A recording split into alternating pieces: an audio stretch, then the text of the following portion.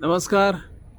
आम्ही आसात सध्या मांद्रे जुनशेर हांगासर जे फॉरेस्ट गार्डन असा, फॉरेस्ट पार्क म्हणून नावार उपास असा, त्या गार्डनाकडे आयले आम्ही. आणि ह्या गार्डनान जर पळयले जाल्यार आमचे फॉरेस्ट जे डिपार्टमेंट असा ताचे लक्ष असा काय ना हाचो एक प्रश्न तयार जाता.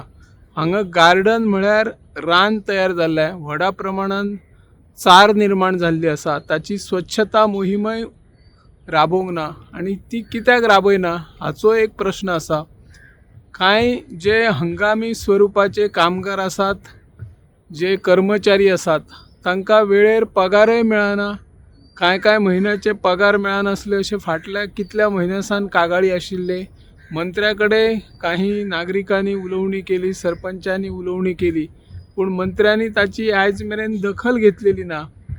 पूण ह्या गार्डना कडेन जे पर्यटक येतात, पूण थळावे जे नागरीक असतात, ल्हान ल्हान भुरगीं असतात, ती खेळपाक येतात. खेळपाची साधनां हांगासर खंय आसा? तत्कालीन मुखेलमंत्री प्राचार्य लक्ष्मीकांत पार्सेकर हांच्या सुपीक डोक्यांतल्यान हे गार्डन तयार जाल्ले आणि तांणी हे गार्डन जे आमचे पर्यटक येतात किंवा थळावे नागरीक येतले तांकांय एक बऱ्या पैकी आराम करपाचे, मनोरंजन करपा खातीर साधनां तयार केल्ली. पूण ताच्या उपरांत कोणीच हांगासर लक्ष दिलें ना.